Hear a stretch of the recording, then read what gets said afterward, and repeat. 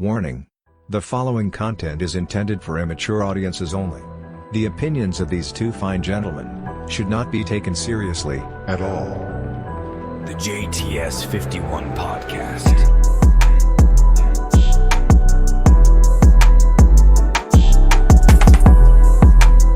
Introducing your hosts, JT and Sai. Hello and welcome to the JTS 51 Podcast. Introducing myself, my name is JT and my co-host, as always, Sai. Sai, how you doing, mate? Yeah, not so bad. I tell you, we need to get more professional at these intros. Do you know what? I keep saying this. I say the same thing every single week, and I feel like it's getting old. I need to switch up a little bit. No, not even that. I remember the carnage of introducing last week. I listened to it back, and it was just you and I creasing up at the start. We couldn't get the tape working. We couldn't remember what episode we were up to. Oh, it was terrible. I just said I was about to say, yeah, welcome to the JTS 51 episode rather than podcast. I was like, oh my god, we had to cut it. Go back, start again. Yeah, no, not this time. Not this time. So this is episode 11. Yeah, man, we are really, going through these episodes. It's unbelievable, isn't it? It's unbelievable how quickly time is passing. We're going to look back soon, and it'll be like a year, and be like, how on earth have we got to here? Oh no, we might be on like episode 100, and we'll be like, bloody hell! Do you remember episode 11? How epic that was. yeah. Oh mate, how you been? All good? Yeah, not so bad. New Year's, eh? Yeah, New Year. Oh, happy New Year to all of our listeners and followers. Oh man, it's been a bit of a mad one, to be fair. How was your New Year, Si? Yeah, not so bad. It was quite well. As I'm getting older, it's a bit quieter these days. I remember being younger and going to the pub and stuff like that, and it was a bit more lively. But that's no problem. I enjoy my bed these days and a good movie. Mate, I'm exactly the same. I'm normally in bed by like 12:30 once the fireworks are done. I'm just knocked out. I think with me as well. You know what it is with me? I've never really been one for, like going out on New Year's Eve and going to Central and queuing up and packing up like sardines like near the fireworks and stuff where. You're getting touched up left, right, centre by strangers. I've never been. It's never really appealed to me, mate. To be honest with you, I've rather just preferred either hanging out with friends, at someone's house or at my own house, and just got the fireworks on TV, watching the flipping, was it Jules Holland? He seems to come alive at that time of year with his little show. Watch the music, watch the news, and just enjoy the fireworks. Have a little glass of champagne and toast to the new year with my family, and then just watch the fireworks from around the world. So that's my New Year's in a nutshell.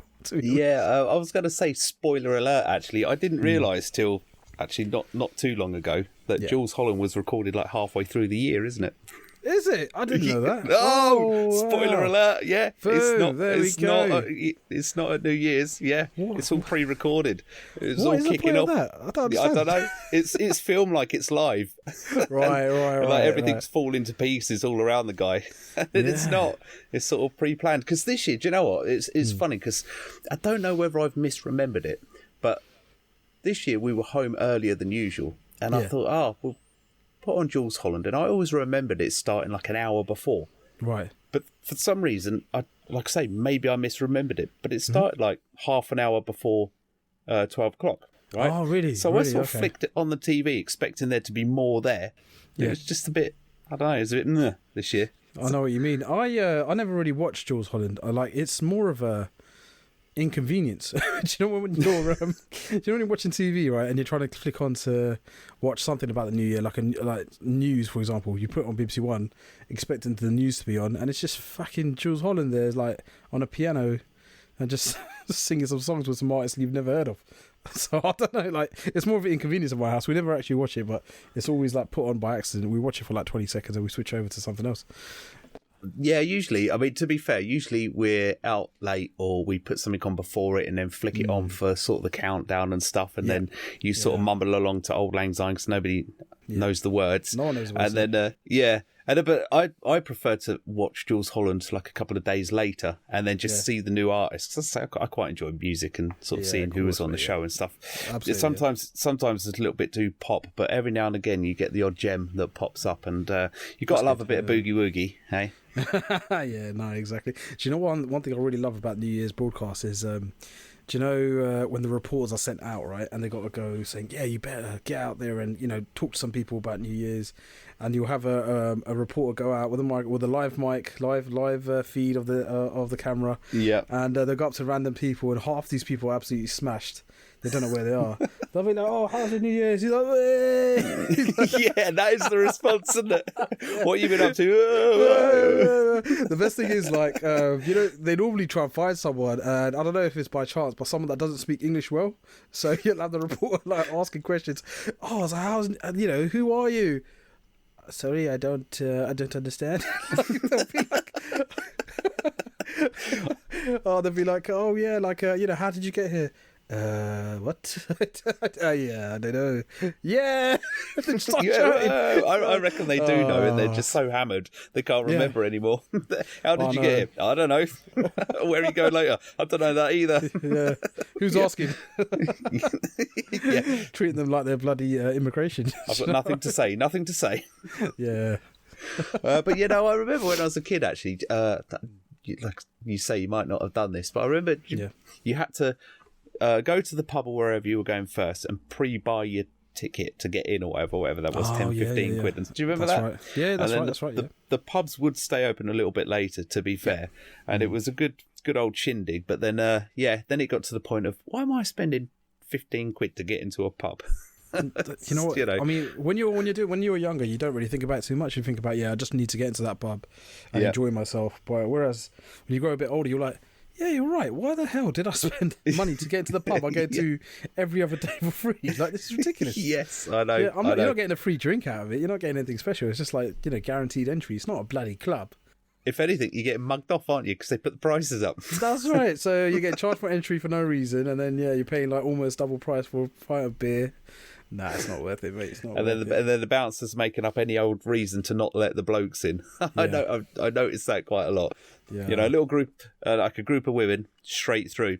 Yeah. Group of men. Oh, I'm sorry, guys. Sorry, lads, you look too drunk. Tonight, what are you talking about? Yeah, not tonight, lads. Yeah. Wait, like Dave, I know you. I speak to you every day. I come in here. Yeah, exactly. Sorry, mate, not today. Yeah, not today. No, I don't know you. Can I see your ID? Dave, I'm 50 years old. I've been coming here 15 years. Yeah, exactly. It's terrible.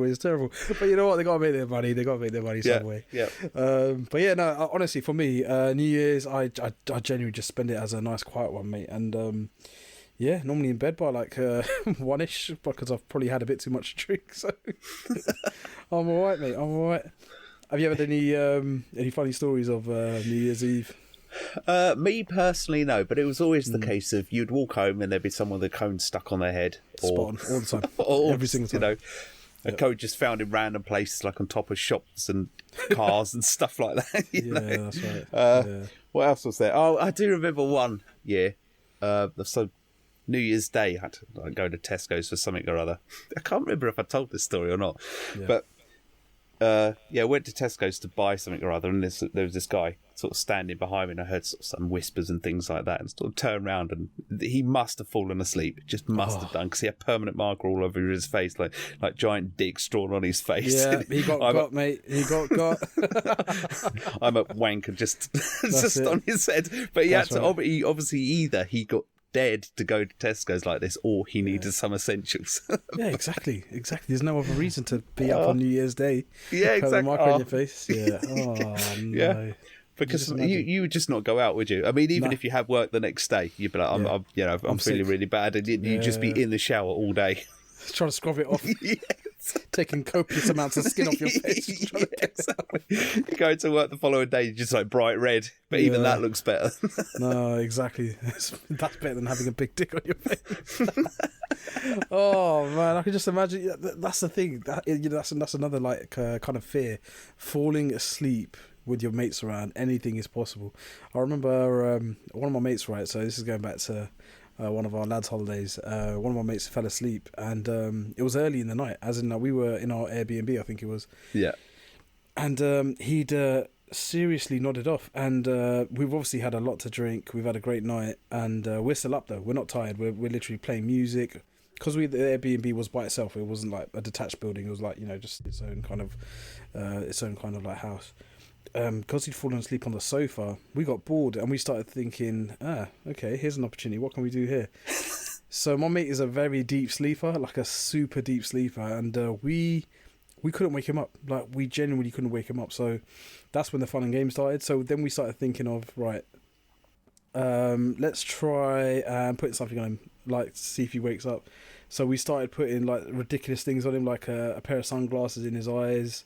We started picking up random things off the in the room and started, like, placing it strategically on him. Yeah. And it came to the point where he still wasn't waking up, and I was like, "This is ridiculous. He must be putting it on." So we're trying to wake him up, not waking up. So we carried on. Then we started playing a game of, like, how many things can we balance on his head before he could wake up. I think we got to about 5 things, and then there was nothing left in the room for us to balance. We had, like, a massive kind of plastic kind of dish. We had a shoe. We had an empty bottle of Coke. We had, like, ridiculous things. We had, like, salt and pepper shakers put on each one of his hands. Like, it was ridiculous. He was not waking up. He was absolutely not waking up. And we got like pictures of it as well. And it was just like, mate, how do you sleep so deep? That is ridiculous. It's almost dangerous for him to be like this. Luckily, he was with us, but yeah, there's always a fear of falling asleep in front of your lads, in front of your mates. See, and that's the thing you can never explain to, like, your missus, right? No, so you can't.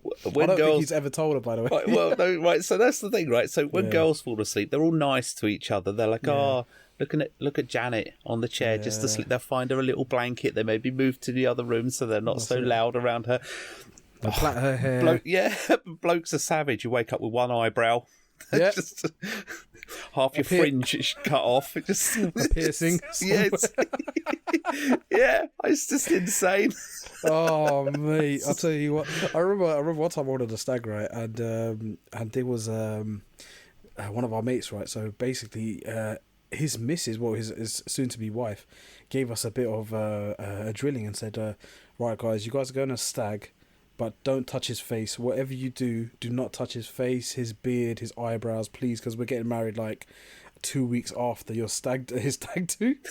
So we got told, and we're not those kind of guys anyway, but it was just like so surreal to have, you know, your fiance kind of talk to all the lads without him there. It was really surreal, and just say, guys, you can do whatever you want to him, but nothing to the face, please. I want intact eyebrows. Don't touch his moustache. Don't touch his beard. Don't touch anything. Don't touch his hair. But the whole body, you can do whatever you like. I was like, okay. Oh, that was so funny because no one expected that to happen. It just happened out of nowhere. So, yeah, crazy times, man. The best prank I ever did on one of those was, we were on a stag do as well, and I had a picture of this guy, but I said to my mates I was going to do this, so I photoshopped him with no eyebrows and like a shave mark down his head, and I sent the photoshopped picture to a friend of mine who texted it to his missus, who had said the same thing. No. Don't touch his face, don't do this or whatever. And he sent it maybe about sort of 10:30ish, and we're all pretty drunk by then, so she's just screaming down the my mate was just off his face. He was drunk already, obviously. It's a stag do, not understanding what the hell's going on. So that's your eyebrows, there's nothing wrong with my eyebrows. He's fully in the dark. He's taking dogs abuse or something he doesn't even know about and hasn't even happened. That's brilliant. That is absolutely brilliant. Yep. So that was a corker. That's a good one. That is a good one. Yeah, that's one to write down. But yeah, I do miss the pub days. I can't hack it these days, but there is so, you know, they build resilience, I think, you know. Yeah, absolutely, mate. Yeah. And it's just like a ridiculous time. Like, you know, you're going out with your friends, you're going out to pubs, clubs, bars, and you're toast to the new year, but it doesn't stop there. And I feel like most people will probably be happy after like 12 o'clock, you know, have a few drinks and go home. But some people just go crazy, and it doesn't stop till 4 or 5 in the morning. It comes to a point where some of the guys in the group or ladies in the group are just begging to go home. But you get that one maniac friend who's like, "No, what's the next motive? We need to go to something else." I'm like, "Well, mate, it's 4 o'clock. Let's just go home. Fuck's sake." But some people are never satisfied. They're like, "No, there was the next place. Right, let's go to a club. I know it's open till 7 a.m. Oh man, it's all right if you're getting into it and there's some good music. I mean, I'm not a dancer, but when I've had a couple, I'll be on the dance floor. I'm just saying. But yeah, otherwise it's not so much. And especially when you get your peer pressure, don't you? Oh, we've got to go now. Well, really? Yeah. I don't know. I know what you mean, mate. Yeah, you don't want to seem like the guy in the group Like or the girl in the killjoy. group. Yeah. The killjoy. Yeah, do you know what I mean? It. So you'll have to give like fake enthusiasm. Like, yeah, I'm ready. Let's go. Like, fuck's sake. And then you end up at 7 a.m. in McDonald's because that's where all nights eventually end up. Do you know what? It was really strange for about 2 or 3 New Years in a row. Yeah. So because we used to go out fairly frequently, you would know people but not know them. You know, like you bump into people. Hello, you were here last week. How are you doing? The little quiet sort of nod Familiar thing or whatever faces. it was. Yeah, exactly. Yeah. And then, but yeah, for about 2 or 3 years in a row, as in New Year's, we were just getting invited to random people's house parties that we had no idea who they were.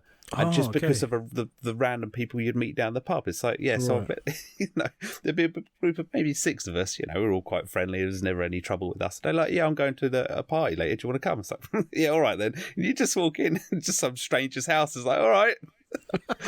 Weirdest feeling ever. Yeah. I don't know. Yeah, I mean, it is weird, right? Because you don't really know them, but you feel like you know a bit about them. Obviously, if you see them regularly, and like you said, like it could be a regular at the pub or anything like that. But it's just a weird one where I don't know. Do you feel safe in their presence? Like, especially if you're in their house. It's a weird one to me, mate. Honestly. But New Year seems to bring it out. Like, yeah, I know him. He's safe. He's sound. I don't know his name. But yeah, no, he's all right. Yeah. He's okay. Yeah. Do you know what? That it should be used to figure out what type of people you're hanging around. Because I've noticed this. If you're out drinking with people, once you go out a couple of times, they let the guard down. And if you've had a few beers, most people turn just silly. Yeah. They either fall asleep or they turn silly. You do get the odd one that just goes way over the top, whether they start fights or just getting aggressive or shout or whatever it is. And to cut them out the group, you're just like, no. Yeah. So, this is what I'm saying. We need more drinking. This is the thing. And the scariest thing is, right, with these kind of people, like if they're familiar and for some reason they've ended up in the group and you've gone out, it's all well and good until like drink gets involved. Then it's a complete mystery of how that person reacts when they're drunk. Yep. Are they the happy drunk? Are they the angry drunk? Are they the depressed drunk? Or are they the super aggressive type of drunk? Like, the sleepy drunk. The sleepy drunk. Yeah, we reinvented the 7 dwarves. Forget the nonsense. There's aggressive. There's depressing. Oh my god! Forget this new rubbish that Disney are trying to make at the moment, where they've just completely Snow White and the 7 Drunks. That would be the greatest comedy show ever, wouldn't it? We should pitch that to Disney. They might love it. Oh my god. Yeah, no, it's just it is crazy, and it's a bit scary, obviously, when you're in that kind of situation, because when stuff starts popping off, you don't know what to do. You're thinking like, what the hell is this? What's going on? Shit! Like, do you back that person? Do you stop him? Do you just leave him alone? It's dangerous. It's scary, mate. Honestly, especially when you're drunk yourself and you just be like, what is going on? I have no clue what's happening here. Yeah, exactly. I'm struggling walking in straight lines, let alone defending myself right now. I'll just stand in the corner. It's all right. You got yourself into this mess. You crack on. I'll give you moral support from the side. It's fine. You can do it. Yeah. When the bouncers kick you out, I'll just finish my beer and then I'll come and join you. That's right, yeah. I'll just tell him you're a nice guy. We'll try and get you in. But no guarantees, mate. No guarantees. Speaking of that, have you got any New Year's resolutions for this year? I know it's a big thing with some people, but for me, it's normally forgotten about after the first 3 weeks. 3 weeks? Wow, that's better than me. Oh, do you know what it is? Like, I said to my missus, like, okay, so for me, my New Year's resolution every year is to get into better shape, lose weight, look good, feel good. And then, so what happens is every single year apart from this one, like, we go fitness crazy. So we start buying the protein powders, we start buying clean food, we start going to the gym regularly. But then the last couple of years, I've noticed that, there's no point of us doing it, because I found out the first 3 weeks of January, everyone goes insane on the fitness. Nightmare. Yep. And then and it's busy in the gym. Like, it is ridiculous. Like for you to even wait for a machine and everything. But the third week of January, it starts to tail off. So people have done the clean living lifestyle for 2 weeks. And the third week, they thought, nah, fuck this, I'm going to sack it off. And that's when I start going back to the gym, because I know it's more quieter after 3 weeks. So, yeah, 21 days is my kind of like my January kind of gym-free zone, just to let the people that, again, I'm not trying to, like, you know, say anything bad about them, but I know a lot of people will have the New Year's resolution to lose weight, get fit, get healthy, but then they tail off by the third week, and that's when I take advantage. I'll go back to the gym when I know it's a bit quiet. So it's quite bad. Yeah, you're almost better off finishing all the Christmas food that you bought, because there'll be plenty of that left in the cupboard. Like, don't buy any more, but the stuff you bought, just do that. And any drink and stuff, because as soon as you go militant, right, I'm going to get fit, I'm going to stop eating all this junk food and stop drinking or all this other stuff, and then you look in your cupboard, and I don't know about you, I don't like throwing stuff away. So we're all the same, mate. Yep. I'll go to the gym, and then I'll be like, yeah, but we've got to eat this stuff. Yeah. And then I'm like, well, I've eaten it now. There's no point going to the gym. And I just talk myself out of going. See, the problem with that is I do that for 12 months of the year. So it's not just Christmas for me, mate. If it's in the cupboard or the fridge, I don't want to throw this away. I have to eat it, or this bottle's like, halfway finished. I better not waste it. Let me just finish it all in one night. It just doesn't work, does it, really? It's so easily done, though, isn't it? I think we were chatting on one of our other podcasts about I was getting properly chubby. Like, I'm sitting here talking to you now, and at that point, I was like sitting further away from my desk. Yeah, I get that, mate. Yeah, I'm in the same boat, mate. I need to do I want to try and lose a lot of weight this year. So, but the thing is, me and my missus were speaking about this the other day. So a few weeks, like 2 weeks back, when it was like just after Christmas time, we're just going through our cupboards, and so many chocolates, so many desserts, so many like sweet things. Yeah. And I was of the thinking that, okay, you know what, Christmas is gone. We'll keep a few, eat them, and we'll throw away the rest. My missus was like, no, you can't throw it away. We're wasting money. And I was just like, yeah, I agree, actually. So, so what do we do? Oh, we have to finish him. Okay, cool. So there we are, me and her, just bloody sitting on our sofa, munching the bloody chocolates away. Every day, just thinking like, yeah, this isn't going to add to our weight. It'll be fine. It'll be fine. It'll be fine. Yeah, we'll finish it off now, so it's not wasting money, and we won't throw it away. But yeah, of course, this won't add weight to it. But bloody off, New Year's hit, we weigh ourselves. We're like, oh my god, we've really overdone it. Where has this weight come from? We couldn't believe it.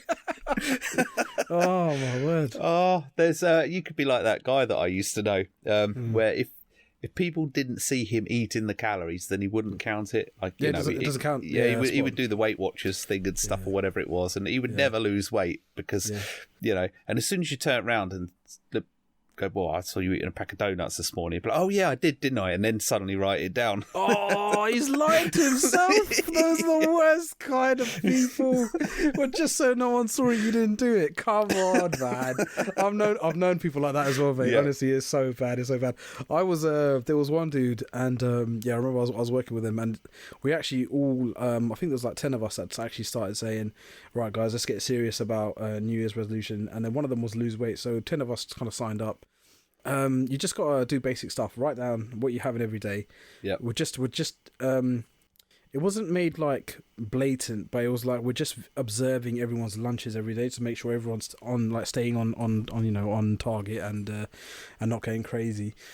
And there was one dude, right? He obviously first week great. Oh my god, he's coming in with massive kind of boxes of salad, and he's munching the salad away. He's doing really well. Second week comes. Yeah, he's still got the salad, but then he sneaks off to the canteen, and he's got a whole separate lunch that he's having. Like, but he didn't want anyone to know, so he would sneak away, pretend like he's going to the toilet. Because he would run to the canteen, out the fridge, start eating like whatever it was. It wasn't good stuff. It was like like Rustler's burgers and all that kind of stuff. And yeah, he got caught out after like the third day. So it's because I think me and my mate kind of went into the canteen and we saw him eating. We're like, "Oh, hey, what are you eating?" And he's like, "No room." His mouth was all muffled. We're like, "No, we How did that get in there?" What? Yeah, and he was eating like 2 Rustler's burgers, and I was just like, "Oh, come on, man." He goes, "Oh, you know what? No, I'll skip breakfast." We're like, "No, you didn't. We saw you have breakfast in the office. Like, stop lying to us, man." He goes, "Oh yeah, you're right." And I was like, "Oh god, yeah, you're never gonna lose weight, mate. Bloody hell. Don't lie to yourself. Just say, oh, lads, I'm a bit hungry today, so I bought extra. I'm feeling a bit, lethargic, so I thought let me just buy myself a lunch." just lied to us though. You speaking then, it reminded me of that thing you sent me the other day with the, what was it, the triple stack steak bake from Greg's. Oh, the champion. Yeah, I know. Oh, yeah. That's brilliant. I mean, just, what a Did great he, way to eat it. Just for 5 anyone who doesn't treats. know- Go on. Yeah, I was going to say, for anyone that doesn't know, I sent Si a tweet from Greg's official account of Greg's on Twitter, or X as it's known now. And the the tweet said something like, to the customer who came in and ordered 3 steak bakes and ate it like a sandwich, like, our full salute to you, sir. Yeah. Just thinking of it, he's walked in, he's ordered 3, and in one helping, he squashed them together and he just munched them right in front of the counter. Hats off, mate. Fantastic. Fantastic. Oh, No bloody time hell. wasted. I like it. Do you think Elon should give up on the X? Because everybody calls it X, formerly known as Twitter. I think he should just call it that. I specifically know, like, no one around me calls it X at all. Like, everyone still calls it Twitter. The only place that I know refer to it as X is probably, like, if you listen to anything like, I don't know, the BBC, Sky, or any other, like, professional kind of agency out there that basically has to call it X, really. But everyone that I know, it's called a retweet, and it's called Twitter, a tweet. You know what I mean? X isn't really changed. It's not really changed people's perception actually at the moment. So that's just a waste of time. I don't know why he did it. No. Yeah. I mean, I guess he was trying to make a point, but yeah, I'd like every time I hear it on the news, it's always X, formerly known as Twitter. I think he should just give up now. Right, that's what it's called. It's not going to happen, mate. Just no point. You know, you bought the business, you done what you need to do with it. Just leave the name alone. Wouldn't it be better if you just started another kind of social media? If you just started another social media, called it X, and then just said Twitter's running there, not a problem. I'll start a new social media, and then have all the rules that you wanted now on there at the beginning. Yeah. He could have probably been a few billion. Well, I'll say a few. It's like $44 billion he spent on Twitter. He probably would have been $44 billion more richer. Well, to do it as a startup will be a mammoth task. It's not saying he couldn't do it, because obviously he's trying to get rockets to Mars and revolutionising the car industry and all the other incredible stuff that he's doing. So it's not to say he couldn't, but I think it was making the point. And, not to get into the politics of it all, but there was certainly a lot of speech that was being crushed under it. And that was the point he was making, wasn't it? That's right. It was free speech. And the funniest thing is, it started off as a joke.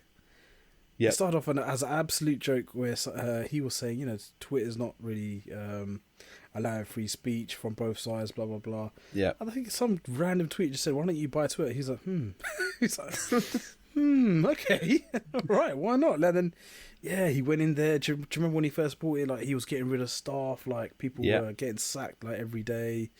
And, he really went in there and put his authority on it. That's not to say that has been a complete success since then. Like, he's had a lot of issues with Twitter being down and like implementing new ideas, and it's just not happening. But, it seems really good now. Everyone's really on board with it. And I know Instagram tried to do Threads as an alternative app, but I think that's failed.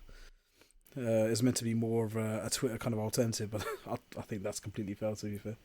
Yeah, I mean, the difference in it is that when you have these like hostile takeovers, or you're buying something to merge into your own business, there's a bit more time to it, isn't there? And he bought this thing, and I don't want to say he sort of gutted it, but he sort of did. He did. He wanted to get rid of what he considered the rot straight away. So he just fired a load of people. I'm not sure how he came to the decisions that he came to, but, he ended up re-employing some of those. And that's probably where he had a lot of the infrastructure issues. I'm second guessing here, but you don't when somebody leaves a job and you don't necessarily know all the things that they do until it comes to light, and you're like, oh, they did this thing as well that hasn't been done for 6 months, and it's left a massive gap in the business. Maybe bring him back. Yeah. Oh, I know, mate. I know what it is. It's just it's quite crazy. The whole Twitter business was mad. But then Twitter banned people like Trump and people like that, and then he came in and he kind of restored them, didn't he? So yeah, and that's kind of how it has to be. I mean, the one thing I am envious of in the US, if they do have free speech locked in. I mean, I know there's a lot of companies out there trying to fight it, and Twitter at one point was one of them, but we don't have that same rule in the UK, and we almost need to do, because we're going down a weird route aren't we, at the moment? Well, most of the world is actually. I was watching something about the Australians and the Canadians, and we're all going down a strange route at the moment. But if you can have a rule on the books, a law, whatever it happens to be, regarding free speech, with all the caveats in there, no inciting violence, all that other stuff. Yeah, but that's true. generally, free speech is accepted. Absolutely. I think we're all okay. But yeah, never mind. Never mind. But I did. Speaking about eating too much, I noticed this recently as well. So we had my mum's birthday, and I thought, I won't go for a big piece of cake. I'll go for a smaller piece. Okay. Right? And so what I normally do is just cut off a massive piece of cake, just sit there, eat it. I know what I'm eating. Not massive, but Yeah, a decently sized. a good, healthy portion. I'm a growing lad, don't you know? Yeah, absolutely. You need the calories. My nan once told me that, so I'm sticking to it, right? So anyway, I cut a thin piece of this cake off, and then, but all that happened was I ate it, and then I was like, that didn't feel like enough, so I probably ate twice as much cake that I would have done. As you would have done. Cutting a massive bit. Yeah. And she had like multiple ones there. Like she had a lemon drizzle cake. I like that one. She had a coffee cake, and I like that one. They're not so keen on the chocolate, but anyway. So I had to have a sampling of each. Of course, absolutely. Yeah. Well, there's no hope for me and you, is there? I don't think so, mate. I don't think so. Yeah, it's just it is one of those things, right? Like honestly, when you are having like a celebration, it all rules go out the window. Like I don't even feel like do you know, like some people are kind of like too scared to eat in front of other people. I'm not like that. If food's there and I know there's enough for everyone to go around, I'm gonna have my allocation of food. Making up the difference, right? Absolutely, because it's gonna go to waste. Yeah, and exactly. We can't have waste, Si. You can't have throw waste. away the food. I hate it stuff being wasted. In fact, actually, that's a good point. That is going to be one of my New Year's resolutions, right? Yeah. Because I'm one of these people, like I don't hoard, but whenever there's something and I think, there might be a use for that later. Yeah. It usually be like, I don't know, screws and hinges and stuff, whatever. When you're doing DIY and you get bits and pieces left over, I'll just sort of scoop them all up and chuck them in a box. Like that. I must have tons of this stuff in the loft now. Just right, that's going to be my New Year's resolution, I think. just stop collecting crap that I might need in 5 years' time. Do you know what?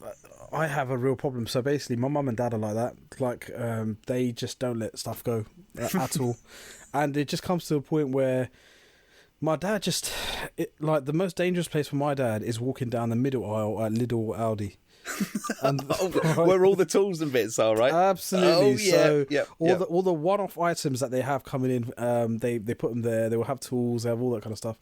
My dad will walk in. He'll do the normal shop, all the way around. Yep. Then he'll venture off into the mystical island that is the middle aisle, and then that's where the bargains are to be had. And then my dad just finds it too hard to not buy things. Like if he sees something, he's gonna buy it. I remember a few years back, right? I was clearing out a whole cupboard full of things, and I was like, there's so much stuff in here like we don't need, and I was just like, why the hell have we got this, or we don't need this anymore. And at one point, there was a bike pump that came out of nowhere, an electric bike pump, and I was like, what the hell is this? So I opened up the box, had a little look, called my dad, and I said, Dad, what's this? He goes, oh, that's a bike pump for tyres, electrical one. You plug it in and it inflates tyres. I was like, okay, Dad. I said, one question, why did you buy this? He goes, you never know when you might need one. I said, Dad, he's right. I said, Dad, no one in this house has a bike. We haven't had a bike for 10 years. Like, why did you buy this? When did you buy it? And what did you buy it for? And he was just saying, but just in case someone buys a bike. I'm like, Dad, if someone buys a bike, we'll buy this. Like, we don't need it at the moment. But he goes, I see your point. He goes, what do you want to do? I was like, how much did you spend on it? He said, I spent 20 quid. I was like, oh my God. I was like, why, Dad? Why? But that's just one example of my dad just buying stuff that he thought he might need one day, but he never actually did. Oh man, and it's just money going down the drain. If I throw it away, I don't have the heart to throw it away. So it's just like I looked at it, took it out of the cupboard, questioned him, laughed about it, got angry about it, and then put it back in.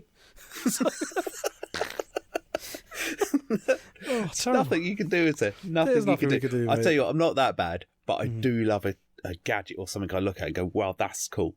So you remember the good old days when your car battery went dead, you had to find jumper leads and find somebody with another car, and then you run their car and all this other nonsense. Anyway, and I don't even think this gadget is a recent thing, but it blew my mind. It's like it's a battery pack, like the size of your phone. right? Yeah, they're And brilliant. it's USB chargeable. Absolutely. Okay. Yeah. And you just have that, and that connects to your flat battery, so at least you can get some charge in your battery to start the car. Gives it a start, right? Yeah, we've got And one of those. I'll be. You won't be surprised to hear. That's amazing. My dad picked it up from Lidl. I think it was $14.99. Good lad. Hey, good lad. But what I forgot to tell you was, my dad also carries jumper cables in the back of his car at all times. He's prepared. Hey, He is prepared. you never know when Honestly, the zombie apocalypse is going to start. That's my all dad I'm is saying. an absolute hoarder. Honestly, if you, he doesn't have the car anymore, but he used to have like a big saloon car. You open up his boot, mate. When I say you could have lived off what he had in that boot, like if he was stranded with his car somewhere and his car's not starting, he could have easily lived like with the stuff in his boot for like a whole week.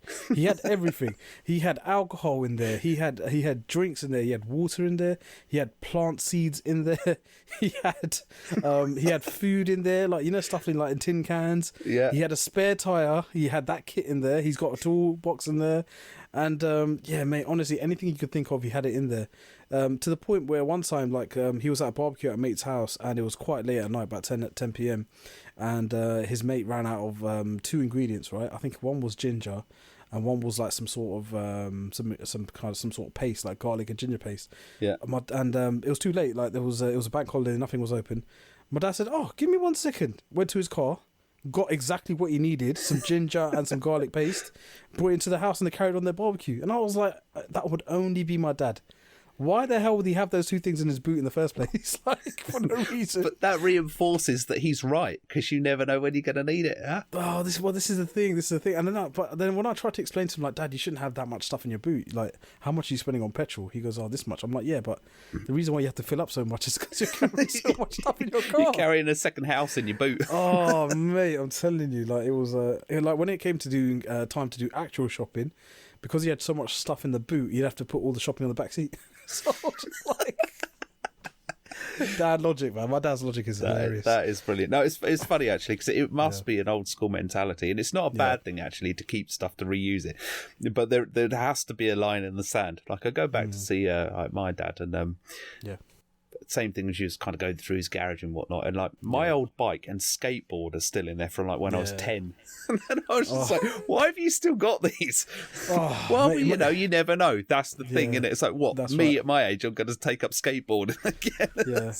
Your feet are going to magically go back to when you were exactly. like in year 10, and it's really funny, man, because it must be a parent thing. Now, obviously, I don't understand it at the moment, but I probably will when I'm older. So my mum and dad recently redecorated their bedroom, right? So they took out all the clothes from the cupboards that are busted open, and like they're all finished. Got some brand new fitted wardrobes fitted into their bedroom. So now they're in the process of taking their clothes and putting it back in. But what they don't want to do is overstuff their cupboards again. So they're sorting them out before they go upstairs. Now, I didn't know this, but once we were sorting out my mum's clothes, she pulled out a bag, and it's all my baby clothes. Mate, I'm 34 years old. Like, this is like, these clothes are from like 33 and a half years ago, and it's like a cardigan, it's like some dungarees, it's like from my baby clothes. And I said to my mum, "Oh, mum, why have you still got this?" She goes, "Oh, look how cute they are." I'm like, "Yeah, I know, yeah, they're cute, they're old, whatever, but should we throw them away?" She's like, "No." I'm like, "Why?" She goes, I don't know. I was like, what? Like, why have you still got this? Like, if I ever have a kid, I'm not going to have my kid wear these. These things are old. like super old. Out of style, out of fashion. Probably not very comfortable anymore. But she goes, no, I'm not throwing away. And it's just because of sentimental reasons. That's all it is, just sentimental. She'd rather have it take up space in her cupboard rather than have it put away or thrown away or given to charity. Do you know what I mean? So I don't know. It's a weird one with sentimental things. It definitely is. I had the same argument with my missus. Like, we got loads of my kids' stuff in the loft, like their first shoes and first trousers and t-shirts and stuff and we had to limit it to like one box of stuff. Yeah, and I thought it just gets out of hand. This is a thing. My mum, for some reason, decided to keep it in her cupboard rather than in a box in the loft or in the attic. Okay, yep.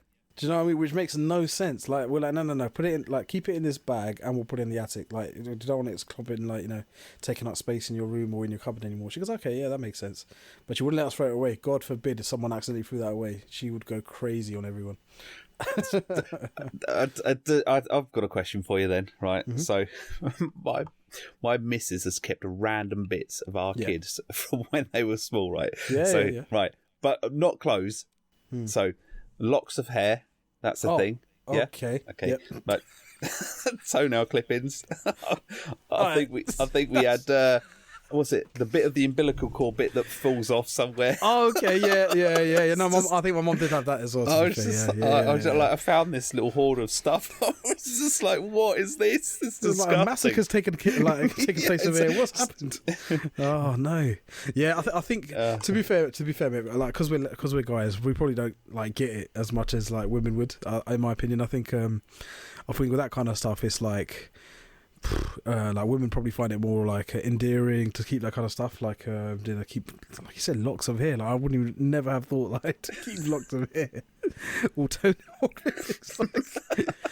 But yeah, it must be really sentimental to them. It must be really, really sentimental to her mother, at least. I'm guessing. Well, anyway. Yeah, but this is what, right? So you got photos and you got a limit on clothes, right? Yeah. I'm not sure what this manky old bit of, I don't even know what you call it, you know, like the umbilical cord bit where they the sort belly of pick button it. where it comes off. I don't know what it's called, but what on earth are you going to do with that? I know, mate. I know. It's gross. That's crazy. It's even got the little peg thing still sort of stuck in it.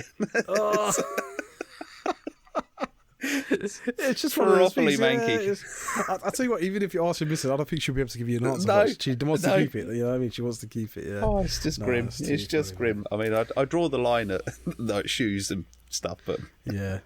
I think because I think when we were going through the things, right, my mum had my shoe, and I'm not shoes, a shoe. She had one trainer of mine when I was like, she had one of my shoes when I was like 6 months old. I was like, where's the other one? She goes, I don't know. I'm like, okay.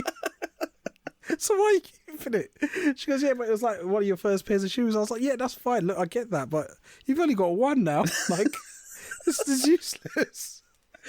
Or maybe that's her ploy. Maybe that's why she kept one, so that you would ask the question and then it's a conversation. Oh, I don't know. See, because I always wanted 3 kids, so I could use the joke. Yeah, I've got 3 kids, one of each, because then people just like, what? And then you just walk off. Oh, that's a 2023 joke. That is. Yes.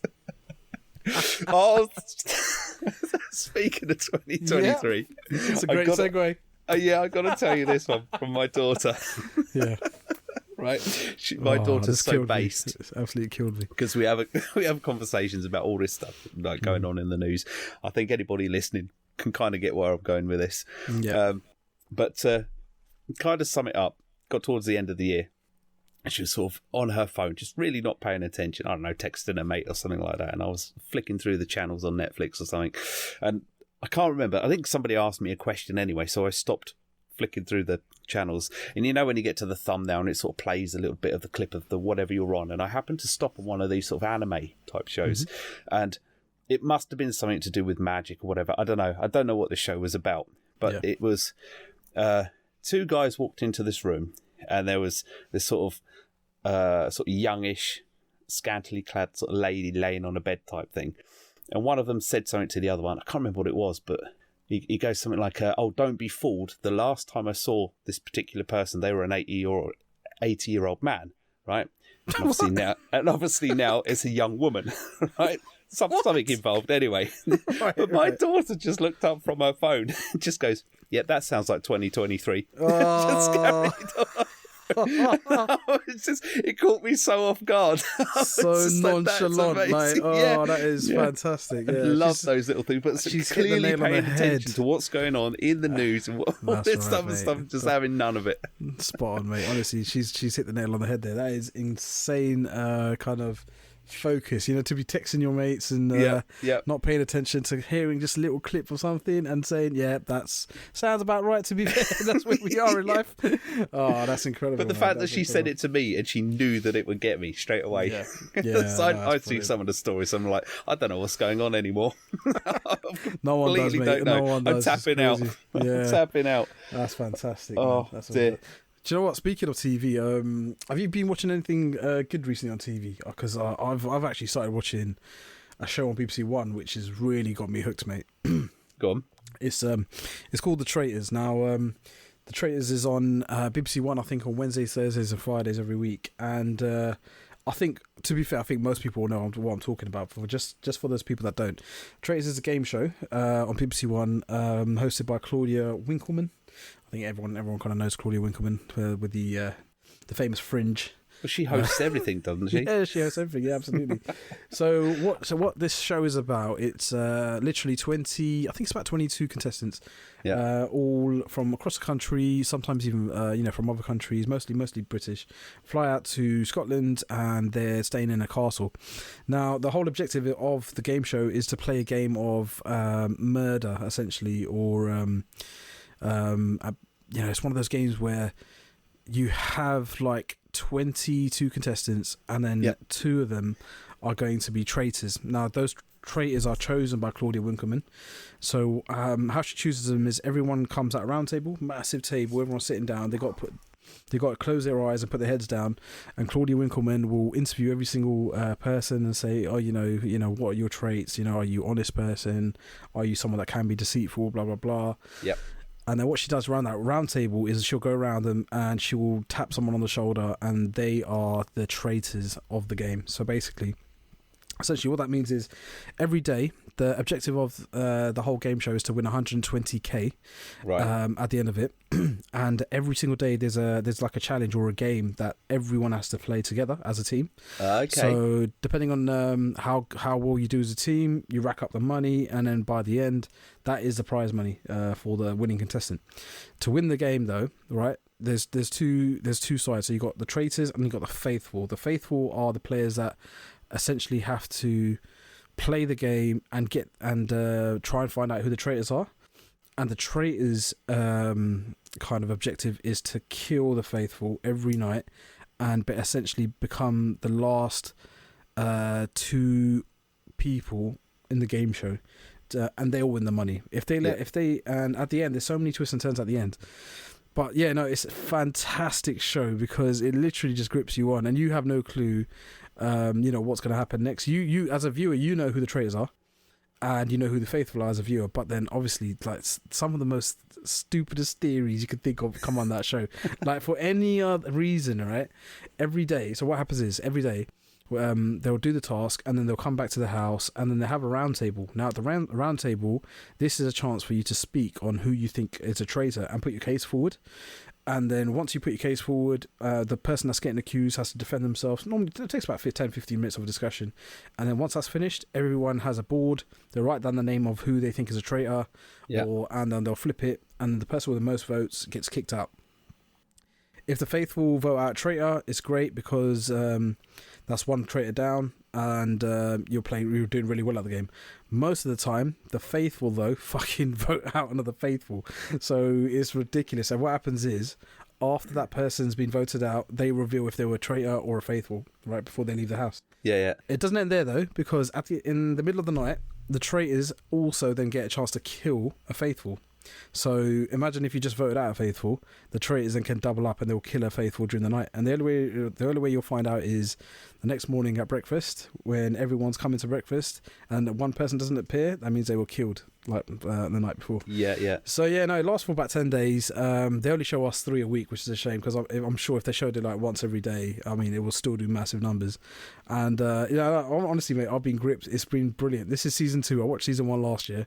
Season 2's out now, and honestly, you'll love it. And I think when we spoke about it earlier, you were saying that it's similar to a game called Werewolf, which makes a lot of sense. Yeah, it sounds like an old game that I was familiar with. But I've only played it a few times. But if you want to play it at home, it sounds very similar. So what you have is you have to have someone that's sort of like the referee or whatever. Yeah. And so you sit around a table. The more people, the better, actually. And then everybody sort of puts on a blindfold. The referee goes and chooses the two people to be the werewolf, right? Yeah.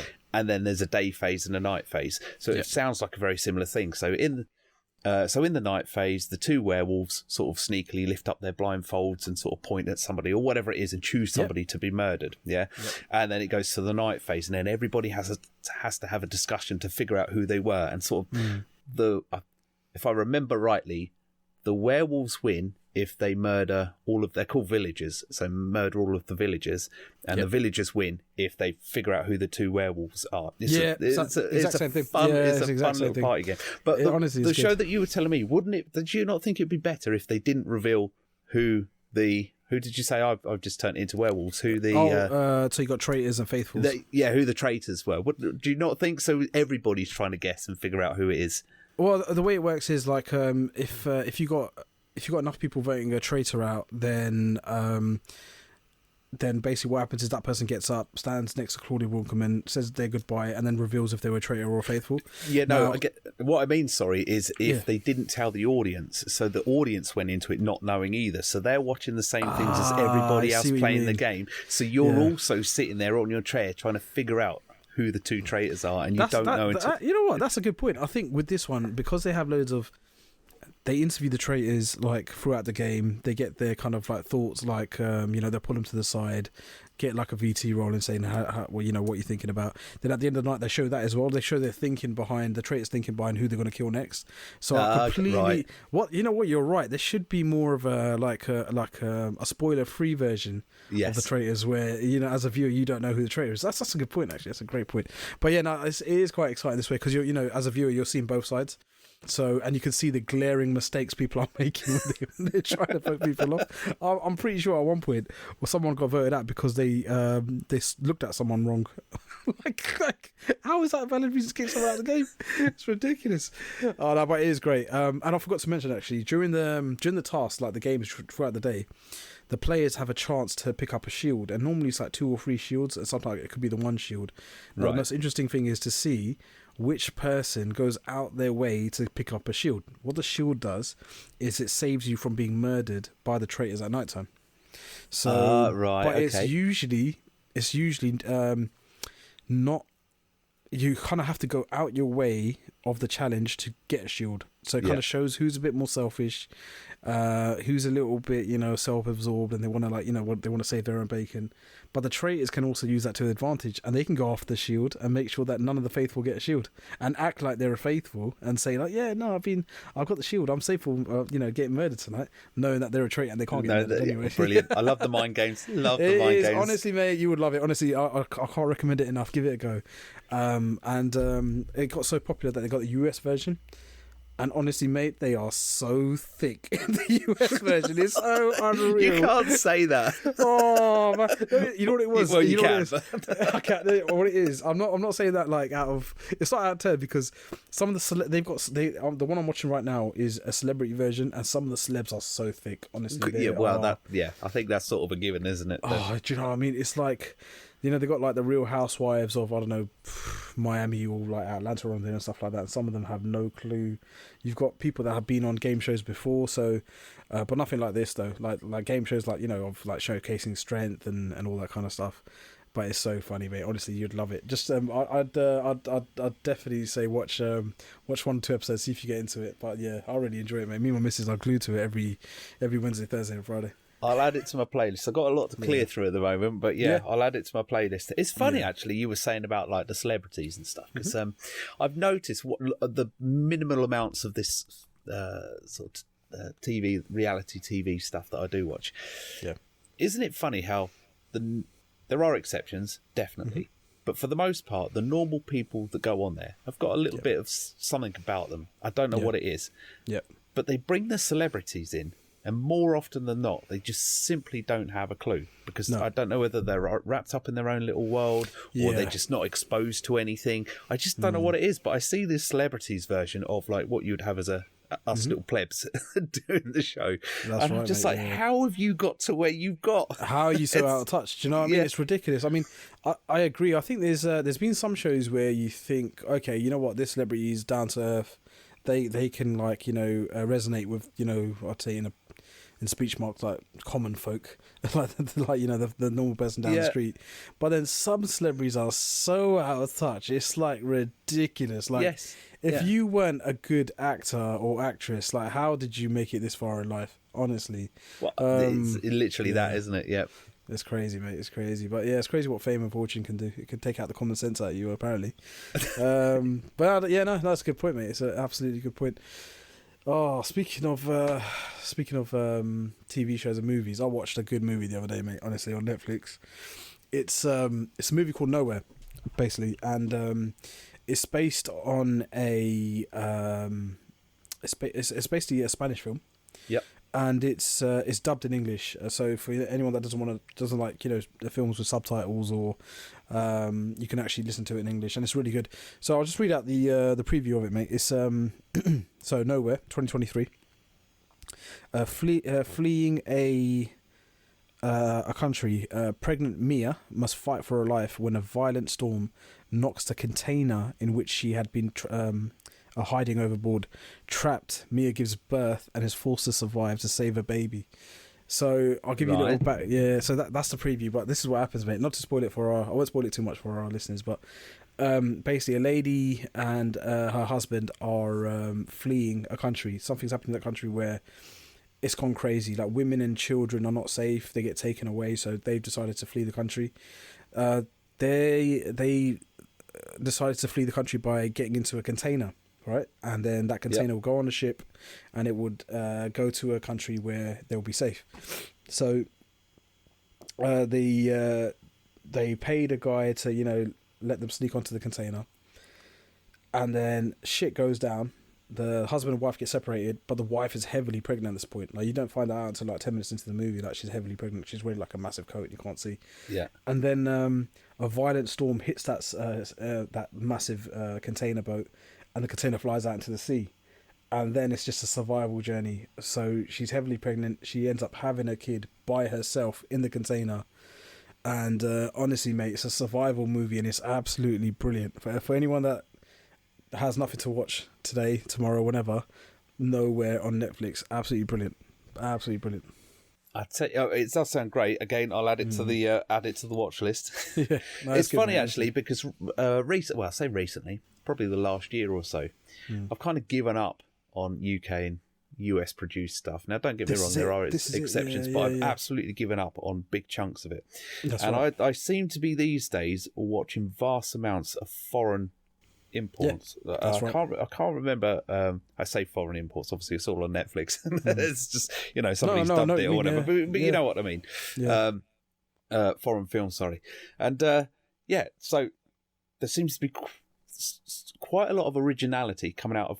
I think it's Korea at the moment. Yeah, I'm sure it's Korea. Like Squid Games was unbelievable.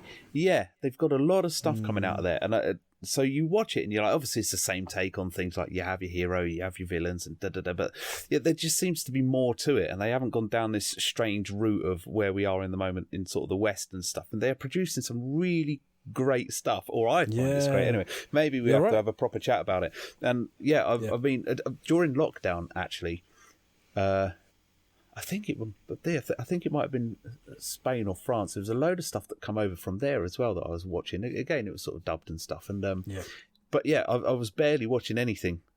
Yeah, that was sort of in my native tongue. Yeah, so to speak. Sort of you're English. Right. English I'm the produced. same, mate. Yeah, I'm the absolute same. So basically, I have no reservations about watching something that's I've got to read subtitles for. So one of the best shows I've seen in the last couple of years was Narcos. And Narcos is basically Spanish and Mexican, so it's unbelievable. Like that show was absolutely incredible. The story of Pablo Escobar and the whole cocaine trade, and then it moved on to the Sinaloa cartel and all that kind of stuff. Yeah, no, it's just incredible, and I just found like that was better than anything that was on TV, and that wasn't English. Do you know what I mean? It was absolutely brilliant. And there's been so many, like Squid Games was unbelievable. That's from Korea.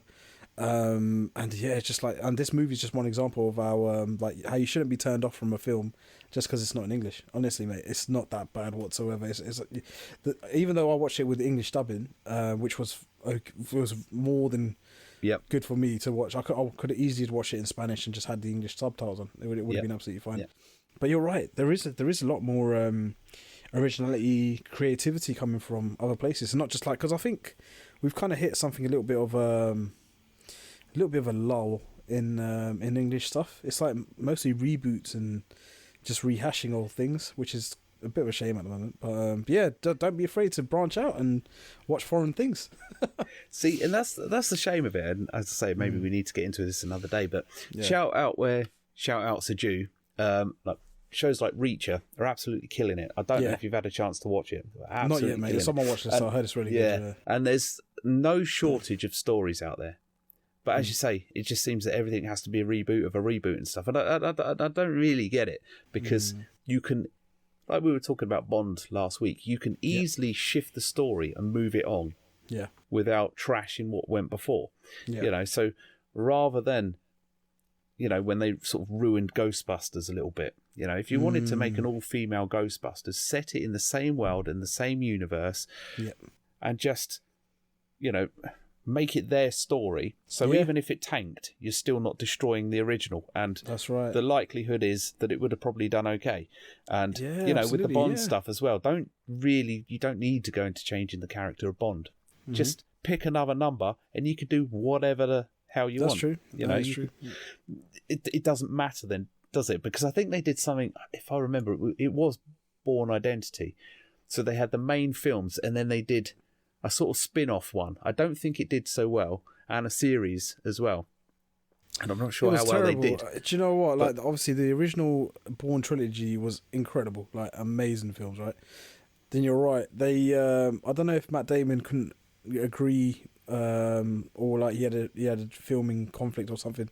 They had to change the story, and they got some next guy in, and it was crap. It was really bad. Like, Yep. There was no point, and then they had to bring him back. Ridiculous. Like, why do that in the first place? If it's a cheeky cash grab, that's fine, I get that, but then you've just tarnished your legacy of having 3 amazing films Yep. by adding a crappy 4th one. There's no point to it, and then you had to bring him back anyway for the next one. It's just, oh no. Well, they there's did no the point. same with Matrix, didn't they? Matrix exactly. was, I know the last two, movies 2 and 3 got a bit of a hard time. Yeah. Because the first one was absolutely revolutionary. And I Yeah. don't know if they had anywhere to go, really, because Nah. that first movie was absolutely phenomenal. Mm-hmm. But the trilogy sort of wrapped it up. Yeah. And they could have done spin-off stories, because I remember they did Matrix, was it the Animatrix or something like that, where they did like a Mm-hmm. Yeah. bunch of stories sort of in and around it and stuff, and that was quite interesting. So Mm-hmm. they could have done a lot of things. Instead, they made a 4th one, which was just of a, you know, it was a wet sock of a movie, and you're just... It's just why lack even of bother? originality. Yeah. It's just lack of originality, mate. Like, Yeah, people and struggling. I mean, we don't understand why, because clearly there are still some incredibly talented writers still out there, because they're making stuff like Reacher, right? Yeah, and- maybe studios are going with what they think is safe, the safer option, which is to rehash an older existing title rather than giving something new a try. But you like a can new rehash. writer. This is the thing, though, can't you? You can rehash and just move the story forward. This is the thing, you know. This is how I don't know how they broke Star Wars, because you know that's there not- were so many so many Star Wars novels that you could have picked any one of them and turned and that ran into a with it. film. That's right. Yeah, that's and all the comic books and all the lore. There's just so much there. They just went off in a completely different direction. It's Don't like, know, mate. You Don't know spent who- billions for this franchise. That's You've right. got it all set up. You just pick a story and off you go. You know, obviously you got the everybody. most. I was gonna say, you got the most loyal fan base that's always Yeah. going to watch the movie. Yeah. But just, and you know, they love Star Wars. They love everything about it. Just like, you know, please them. Don't, you know, try and please like a brand new audience. You don't need a new audience. You have a loyal fan base that's going to love your stuff. Just carry on going with the old stuff. There's no point of you going in this weird direction they're going in. And now it they're was kind of weird. struggling. Yeah. And now everything's struggling. Yeah, I don't understand. I'm not a writer or have made $1 million movie or any of that stuff, but yeah, I just don't understand it. It's funny, mate. Honestly, it is really funny. Oh, I was gonna say, mate. One thing that's like really made me contemplate life a little bit is flipping December to January, man. It's absolutely crazy. I think most people are in this boat. My finances in January were a joke. I was like, yo, I'm broke. This is mental. I've still got like 2 weeks left of January. How the hell am I going to survive? It's crazy. And I spoke to quite a few people about this, and so many people are in the same boat. I don't know whether it's like, for me, it was like getting paid a little bit earlier in December. Yeah. Right. And then buying presents. I think I got paid like 5 days earlier than usual in December. So that already makes it like flipping way too much of a wait until your next payday. Yeah. And then it's obviously overindulging, buying presents, going out, all that kind of stuff.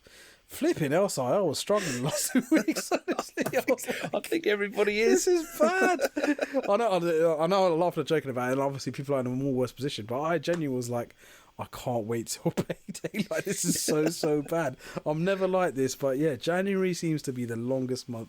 I remember, like, oh my god, like I must have lived like 3 weeks, and I only found out it was like January the 6th. You know what I mean? It was like ridiculous. Are we there yet? Yeah, no, it's absolutely crazy. It was absolutely crazy. That feeling. I think everyone's in the same boat. I keep asking everyone. Everyone's like, "Yeah, man, this is the longest month in the world. I swear to God, this normal period between December when January hits until January, the last week of January, is just absolutely crazy. It just seems so long." But the thing is, though, but you completely understand it when you look back, right? Because what other time of year do you shop literally for 2 months straight, right? That's true. So if it's anything like my house, and I'm keeping out of this because there's nothing to do with me, right? So we said our Christmas shopping starts mid-November, right? So you're shopping there, right? And then I don't know about you, but we've spoken about this before. You're dragged out every weekend and every day in the run-up to Christmas. Food, clothes, presents. It's just mounting, right? And then you get to Christmas. Yeah. And I think I said this to you before, but I'm shopped out. I'm done. I've seen enough shops. I can go a whole year without seeing another shop, right? But then you get your tap on the shoulder from your missus going, you know, those 3 days in between sort of Christmas and New Year, should we go to the shops and buy some stuff? And I'm just like, how can we have shopped for a month straight? You know what? It's crazy. It is crazy, yeah. And then you get to New Year's, right? And then you get your tap again with your missus on the other shoulder going, you know those January sales? It's just like, no. It's cheeky, isn't it? Because like shops like basically, so you got your Christmas, your normal Christmas shopping, right? You got your normal Christmas shopping, yeah, and then you overspend on that. Presents for kids, you know, your friends, your family, blah blah blah. Then they chuck on, they try and get you again, Boxing Day sales. So they want to get you out again, like all that money that you spent on Christmas anyway. We want that, and then it's January sales. All that stock they couldn't get rid of in December, they want you to buy it in January. So, oh man, like we've got no chance. We've absolutely got no chance. Just mere mortals, right? Yeah, I know, mate. Oh, it's crazy, absolutely crazy. So speaking of January, did you see the New Year's fireworks? I did. And you did. Oh. Do you know what? I think quite a few people pointed this out to me, right? And when I saw it live, I thought, that's a bit cheeky, isn't it? Are we referring back? It's almost like he was thinking, don't forget about me, guys. I'm still here. What was it? The Mayor of London, Sadiq Khan presents. Yeah, that's it. Oh man, like that is proper cheeky, isn't it? Like, I was just Isn't it just? I mean, don't get me wrong. I love that they're throwing in drones to make those cool like 100% pictures and displays and stuff like that. Absolutely, Yeah, mate. but they might as well just put a massive picture of his face up there. Yeah. You know, Might as well just done a like flipping a drone portrait of himself. You know?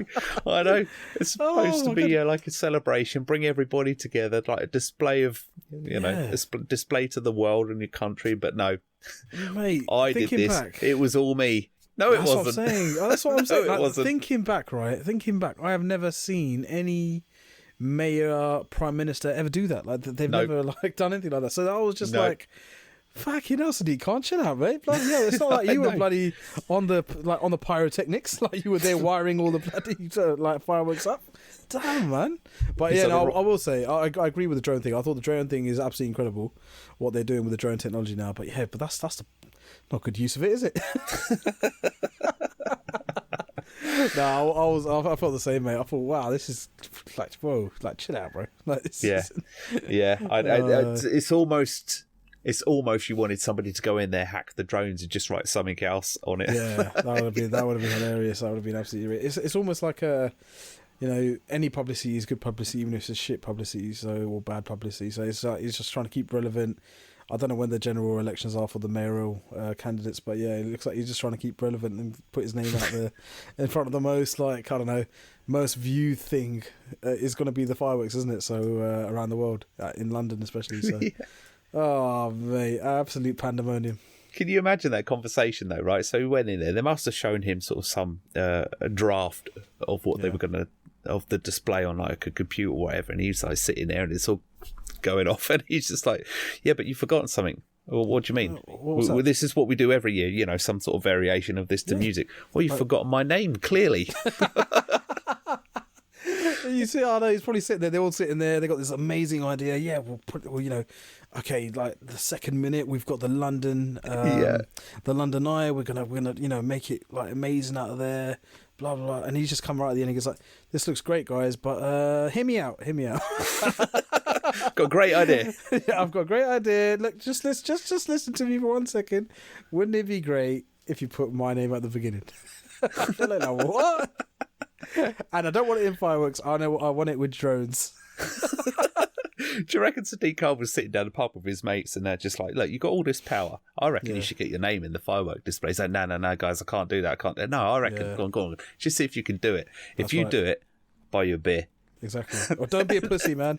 Don't be a pussy. I dare you to do it. I dare you to do it. Either that or they had no idea, and then he's got all his mates around, he's got his family around. He goes, guys, the fireworks are coming on. Watch this, just watch this. Just pops up straight away. Yeah. Oh man, I you know what? It was hilarious because we were all like locked in. Me and my family were locked in. We were watching it, and it's about to start, and that's the first thing you see, and we all just looked at each other like, "What the hell is that about?" No, it was funny, mate. It was absolutely funny. Like out of the blue, it was unexpected as well. But yeah, has anyone? I don't even know if anyone's questioned him about it yet, or if he's too embarrassed to say something, or he's avoided all questioning on it. Oh, I've seen it all over the news and stuff about how ridiculous it was. But yeah, he'll just be like, well, that's what I wanted to do. So tough. Who cares that it's come out of the taxpayers' money? That's right. Yeah, it's drone technology. I mean, they had like a was it a dragon or something? They had like a little kid with a balloon or something at the drone show as well. It's amazing. Yeah, what they can do. Absolutely incredible. That might even take over fireworks in a few years' time. Do you know what I mean? Do you know what it is, though? I mean, you do need a few explosions and, you know, a few little sparkly lights. I don't think it'll ever replace any of that. But if you're trying to tell a story, what a great way to do it. Oh, it is incredible. It is absolutely incredible, yeah. I mean, drone technology is only going to get better and better. So, yeah, it'll be amazing. They might even, like, in the future have drones with little projections on. Yeah. So, do you know what I mean? So, yeah... We're saying this now, we're watching about 20, 30 years' time. It would just be something completely... It might even be VR. They'll charge us like 15 quid. Your pub and London will charge you 15 quid a piece just for you to sit at home in VR and actually be in London or be in the pub. You know what I mean? Yeah, exactly. Log into a server and just like stand there and pretend you're there. That's it. Trust me, it's happening. People will come back to this podcast in like 20 years and say, like, yeah, these guys knew what they were talking about. These guys can predict the future. Nah, that's or maybe he's started a precedent now. So every mayor going forward is just going to put a variation of their name on it, or just something like that. Right. You know, 5 years down the line, it's going to be like the cat and then a gerbil. Do you know what I mean? It'll probably be like, it's just going to get more ridiculous as it goes on. Now it's just literally drones. In the future, it might be a feature film at the beginning of the fireworks. Do you know what I mean? Brilliant. It's going to be too funny. It does remind me of two great clips, though. If you haven't seen them, I'd recommend you check them out. One of them was, and I don't know where this firework display was, but literally the whole lot just went up in one go. So it was supposed to be like a 5-10 minute display, like all firework shows. And somebody must have pressed the button, and just literally the whole lot just exploded. The whole thing was over in like 20 seconds. Yeah, it's just brilliant, absolutely brilliant. But the other one was, I think it must have been in a school or something like that, and I think somebody was supposed to have bought indoor like fireworks and lights and stuff. I saw that one. That was hilarious. Everyone's running for cover. Everyone's running for cover. Oh, I felt sorry for the kids, but yeah, everyone's just running for cover. Someone's made a massive error there. They can't be indoor fireworks. Absolutely not. Someone just bought normal fireworks and said, oh, these are small. They'll be fine indoors. How do you teachers ducking for cover. The kids don't know what to do. So sad. I know. Oh, that one made me Imagine laugh. you were teaching down the hall or something. You just heard all these explosions and kids running out the class. You open your classroom door. All you see is explosions, like bloody going on? or fireworks. Oh my god, like sparks flying everywhere. That's I too love funny, it. mate. Love it. Okay, and that's a wrap for episode 11 of the JTS 51 podcast. Thank you so much for listening. We hope you enjoyed, and we'll see you again next week. Take care, everyone. Happy New Year. Catch you next week. Bye. Bye.